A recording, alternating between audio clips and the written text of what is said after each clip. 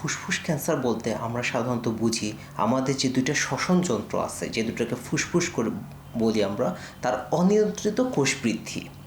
এবং এই অনিয়ন্ত্রিতভাবে বাড়তে বাড়তে একটা পর্যায়ে গিয়ে আশেপাশের যে টিস্যুগুলো সেগুলোও ধ্বংস করে ফেলে। এমনকি ফুসফুসের বাইরে অন্যান্য যে আমাদের শরীরের অঙ্গ প্রত্যঙ্গ আছে সেগুলোকেও বিরূপ প্রতিক্রিয়া তৈরি করতে পারে। ইভেন এমনকি দেখা যায় যে আমাদের বুকে পানিও চলে আসতে পারে। সাধারণত যদি মোটা দাগে বলতে চাই, আমরা দুই ধরনের ফুসফুস ক্যান্সার আছে। একটাকে বলে non small cell lung cancer, আরেকটাকে বলা হয় স্মল সেল লাং ক্যান্সার। শুধু এই নয়, আমাদের যে ফুসফুসের বাহিরের যে পর্দাটা আছে, যেটাকে প্লুরা বলা হয়, সেটাতেও ক্যান্সার হতে পারে। সবচেয়ে সাধারণ যে উপসর্গ সেটা হলো দীর্ঘদিন ধরে চলতে থাকা কাশি। এটা শুকনা কাশিও হতে পারে, কফও হতে পারে। দেখা গেল আমরা অনেক দিন ধরে অ্যান্টিবায়োটিক খাচ্ছি, দোকান থেকে মানুষ ফার্মেসি থেকে ইজিলি অ্যান্টিবায়োটিক নিয়ে খাচ্ছে, কিন্তু ভালো হচ্ছে না, কাশি চলে আসে।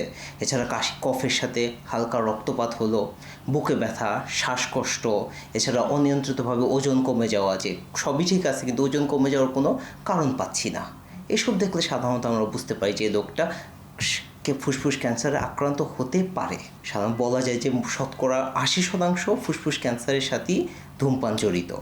আমাদের ধূমপানের মধ্যে যেসব উপাদানগুলো রয়েছে, প্রায় অলমোস্ট বলা যায় 40টির মতো উপাদান ক্যান্সারের জন্য তৈরি। সেগুলো বলা যায় এর নাইট্রোস্যামাইন আছে, পলিসাইকেল অ্যারোমেটিক হাইড্রোকার্বন আছে।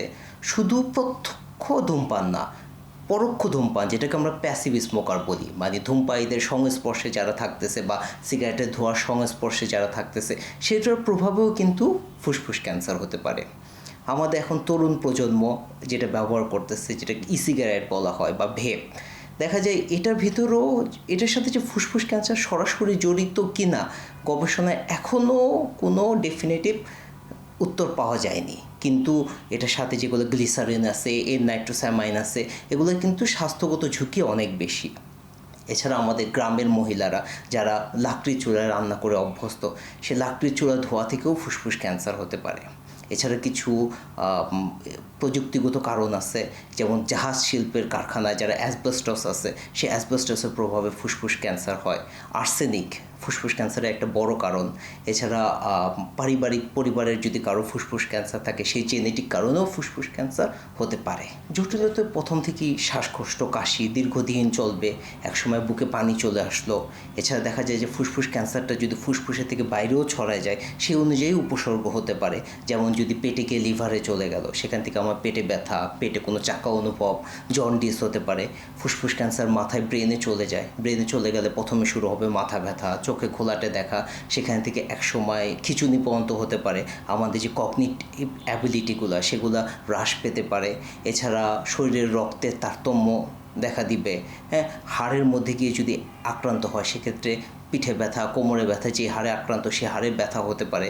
আস্তে আস্তে এভাবে যেতে যেতে একসময় দেখা যাবে যে বুকের হাড়গুলা এফেক্টেড হলো, সেখান থেকে আরও বেশি শ্বাসকষ্ট, রুগী চলতে ফিরতে পারবে না, বুক ফুলে যাওয়া, মুখ ফুলে যাওয়া, এরকম বিভিন্ন রকম শারীরিক জটিলতা দেখা দিবে। অন্যান্য সকল ক্যান্সারের মতো ফুসফুস ক্যান্সারও কিছু পর্যায়ে আছে। আমরা সাধারণত 4টা পর্যায়ে ভাগ করতে পারি, বা স্টেজ বলি যেটাকে, 1 থেকে 4। 1 তুলনামূলকভাবে ভালো, 4 সবচেয়ে খারাপ। আমাদের সাধারণত 1 থেকে 3 পর্যন্ত এগুলোকে আমরা নিরাময় করতে পারি, মানে কিওর করতে পারি। কিন্তু 4 নম্বর স্টেজে যদি চলে যায়, তখন আর রুগীকে কিওর করার সুযোগ হয় না। তখন আমরা রোগটাকে দমন করে রাখার চেষ্টা করি, যেটাকে আমরা প্যালিয়েটিভ ট্রিটমেন্ট বলি। এবং আমাদের যে বাঁচার হার, সেটাও এই স্টেজ অনুযায়ী অনেক পার্থক্য হয়। যেমন প্রথম স্টেজে 5 বছর বেঁচে থাকার সম্ভাবনা যেখানে 70 থেকে 90 ভাগ, এটা যদি 4 নম্বর স্টেজে চলে যায়, সেখানে দেখা যায় যে মাত্র 10 ভাগেরও কম।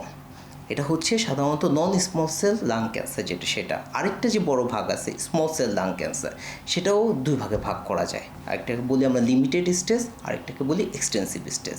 লিমিটেড স্টেজ 25% পর্যন্ত মানুষ 5 বছর পর্যন্ত বাঁচতে পারে যদি ঠিকভাবে চিকিৎসা করা যায়। কিন্তু যদি এক্সটেন্সিভ স্টেজ হয়ে যায়, আমরা সব ধরনের চিকিৎসার পরেও 2 বছর বাঁচিয়ে রাখা খুবই কষ্টসাধ্য।